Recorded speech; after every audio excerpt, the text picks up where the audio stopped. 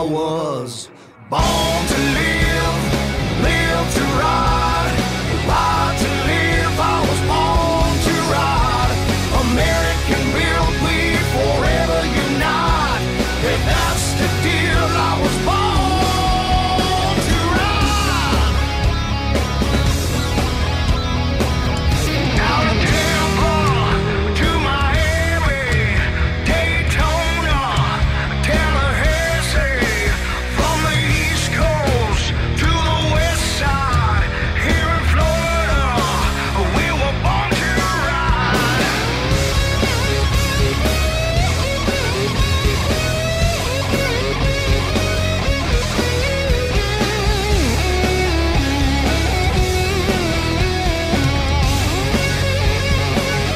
I was born to live, live to ride, ride to live. I was born to ride. American built, we forever unite. If that's the deal, I was born to ride.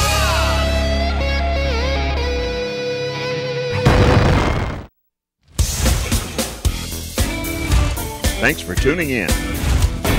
On this week's episode, we're featuring the iconic American-made motorcycle brand, Indian, starting with an up-close look at a 1928 and a 1939 Indian hill climbing bike. Dale Waxler of the Wheels Through Time Museum in Maggie Valley, North Carolina, starts these rare machines up and gives us all the details on these one-of-a-kind competition motorcycles. And then Dale brings out a beautiful 1940 Indian four-cylinder limited production bike that is in such great shape it looks like it could have been built just a few years ago instead of pre-World War II. And then we introduce you to the brand new 2014 Indian Chieftain. This is one of several models now offered by Indian Motorcycle, and they have spared nothing in style, convenience, power, and performance with this retro machine that has been enhanced by all the latest in technology. So stay tuned. We're bringing you over 80 years of Indian motorcycle history, and it's all coming up right now, right here, only on Born to Ride.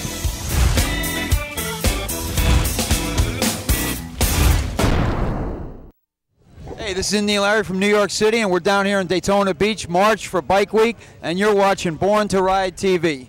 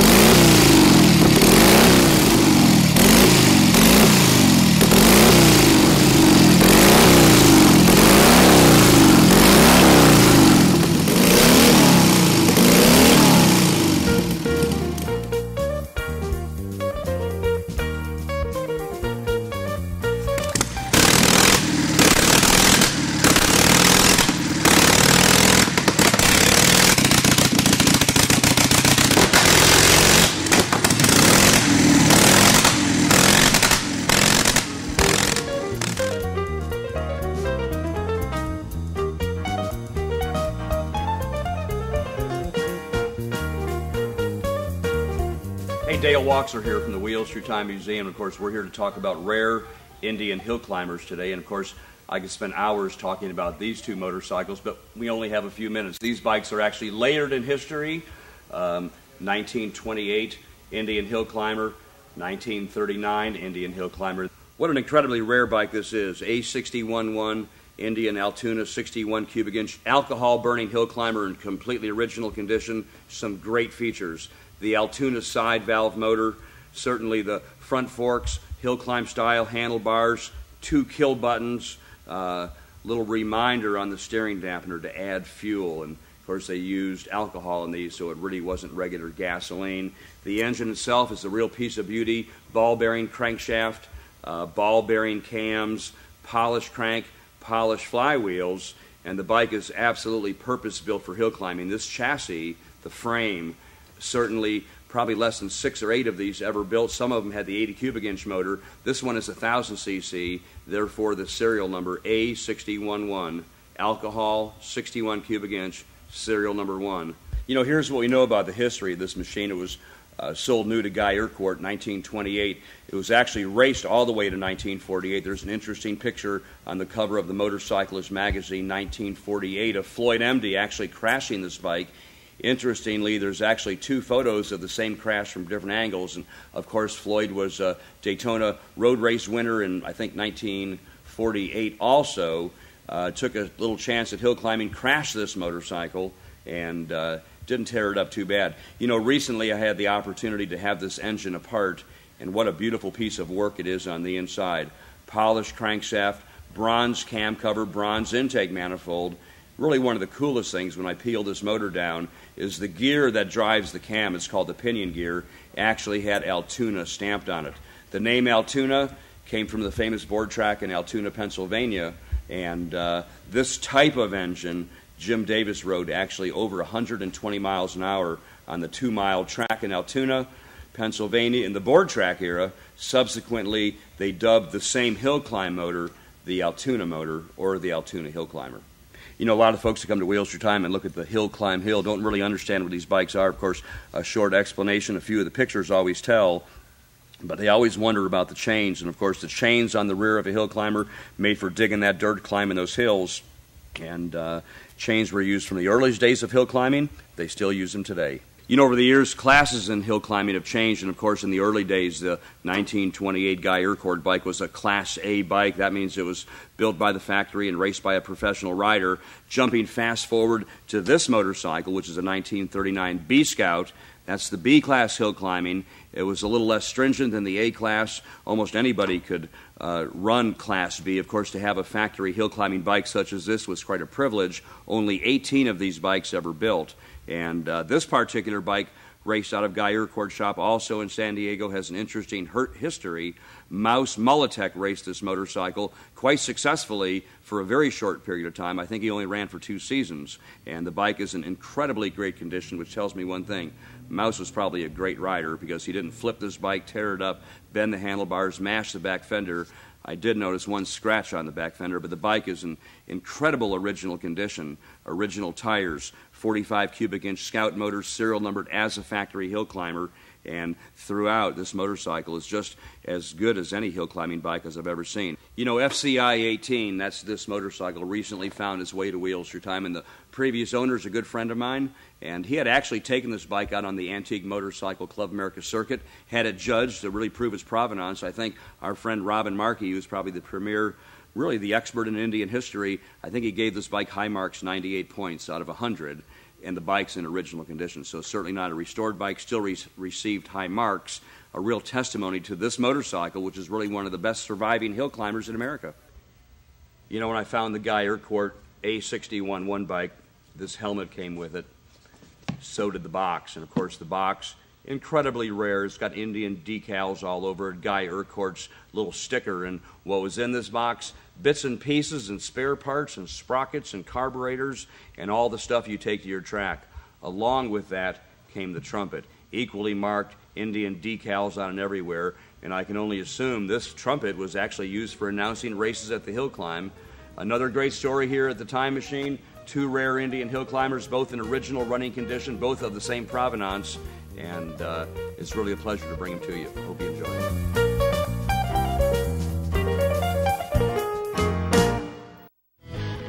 Find us on Facebook, Born to Ride TV and magazine. For over 18 years, the ultimate multimedia biker experience. Everyone was right, I was born to ride. Born to Ride is a multimedia marketing and promotional machine with TV, magazines, streaming radio, and internet advertising opportunities. There are tens of thousands of motorcycles. We reach the people who ride them. Born to Ride. Find out more at borntoride.com.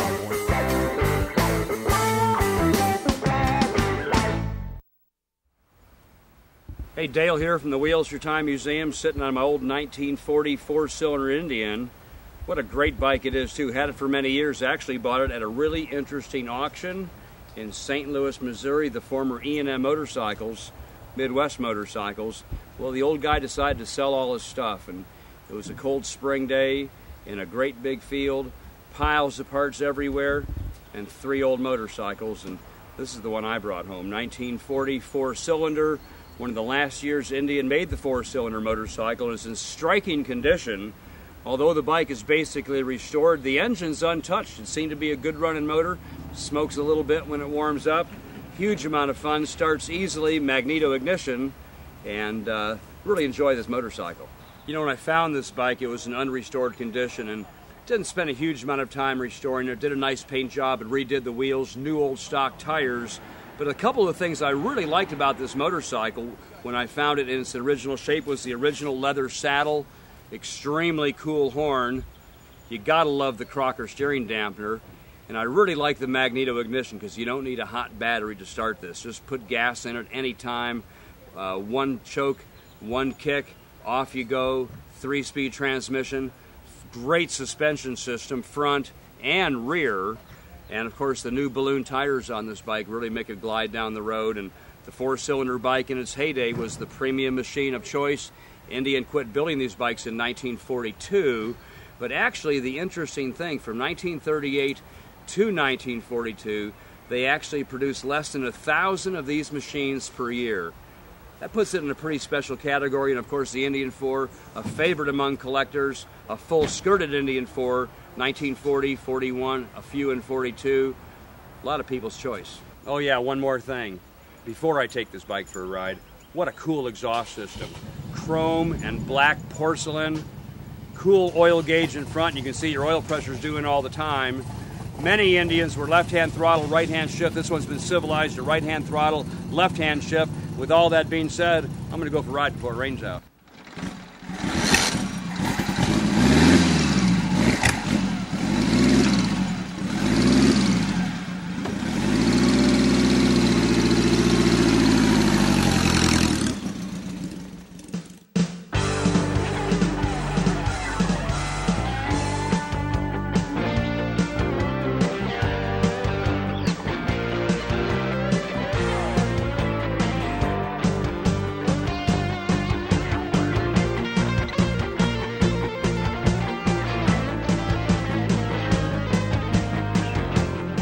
You know, it's always good to exercise these bikes, and one thing about Wheels Through Time, the museum that runs, these bikes are exercised regularly. I've ridden this bike, not a lot, but a little bit every year for the last 10, 15 years. Pretty good to get them out and go, limbers them up. The bike does use a little bit of oil, but so what? Most bikes use a little bit of oil. 1940 Indian 4, having a great time. I think I might go back and get something else and ride it.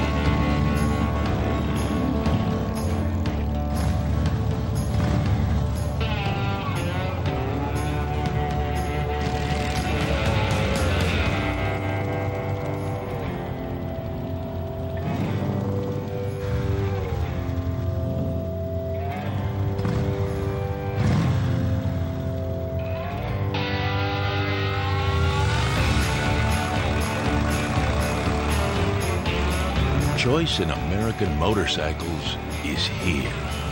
Introducing the all-new Indian Chief, starting at $18,999. Get your Indian motorcycle at Indian Motorcycles of Ocala.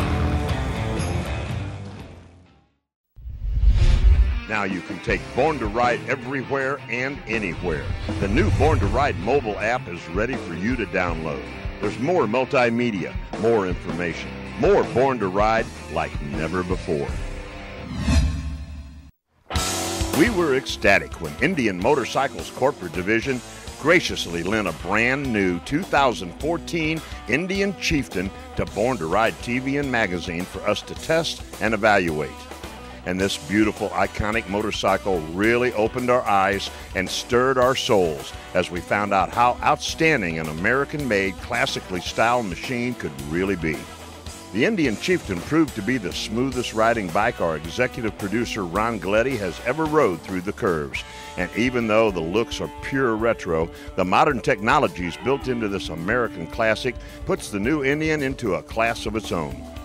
Born to Ride photographer Jim Miller was so impressed, he wanted to do the exclusive magazine shoot featured in Born to Ride magazine and to ring out a test ride on some of Florida's beautiful canopy roads.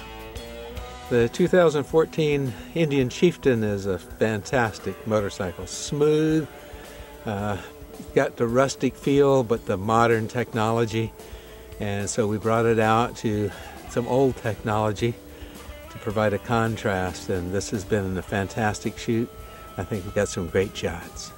It is a beautiful machine. It brings back a lot of nostalgia for me. One of my favorites was the 1948 Indian, which was the year I was born. And this brings back those tremendous curves. It's just very flowing. To shoot it, to see it through the camera lens has been fantastic. There's no brutal angles to shoot. Everything is just a flowing, smooth, contoured surface, just like the ride. The motor is outstanding. It really is, again, new technology coupled with what the old Indian motors look like. Just been updated on the inside. It's a lovely machine. And where are we off to next? We're out for a ride in the country and test this thing out on the curves. I think it's going to do really well. It's got great power. Very smooth in the turns, and I'm looking forward to seeing how it handles on the twisties. The 2014s are everything an Indian motorcycle was and ever should be. It's a sculpted, powerful cruiser built with the purest necessities of Indian style wrapped around the innovation of tomorrow. Powering this new generation of Indian motorcycles is the all-new Thunderstroke 111. This smooth, powerful, and efficient new engine combines both style and power, displaying the same finning and parallel pushrod tubes as seen on the earlier Chiefs of the 1940s. And the 2014 Indian Chieftain is in touch with its past, but far ahead of its time. It's the first Indian motorcycle ever with a hard fairing, hard saddlebags, and unprecedented new comfort and convenience features. It's like no Indian motorcycle ever seen before, yet its style makes clear it has the DNA of a legendary Indian motorcycle. Up front is an aerodynamic fork-mounted fairing with integrated driving lights and LED turn signals. The Chieftain houses extensive digital instrumentation, including tire pressure monitoring, and an audio system with high-output speakers. Raise and lower the power-adjustable windshield with a push of a button to customize airflow and your protection. Of course, the Indian Chieftain also features iconic Indian motorcycle elements, such as balanced fenders, a rich, genuine leather saddle. It also has extensive chrome, keyless ignition, ABS brakes, cruise control, throttle by wire, and an innovative cast aluminum frame with integrated air intakes.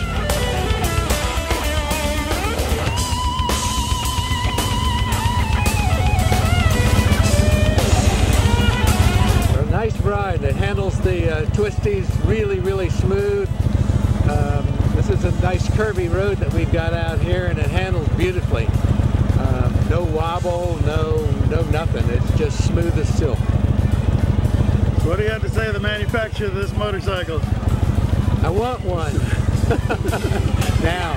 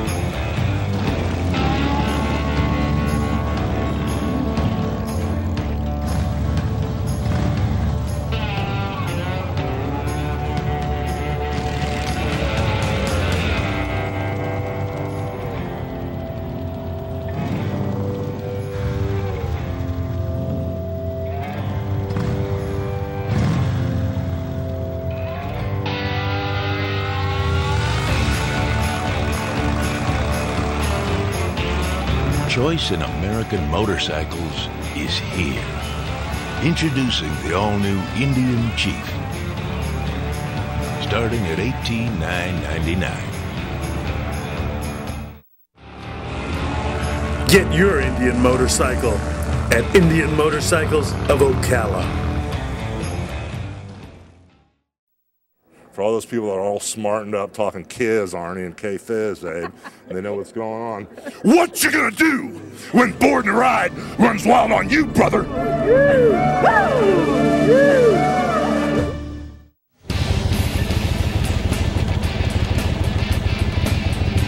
Hi, this is Ron Galletti from Born to Ride TV and Magazine. I just want to thank Corporate Indian for recognizing Born to Ride as a media source, and I want to thank them for providing me this beautiful Indian Chieftain 2014 to take for a test ride for a few weeks. And you know what? Usually when I go to work, I take the shortcut, but today, I think I'm going to take the long way.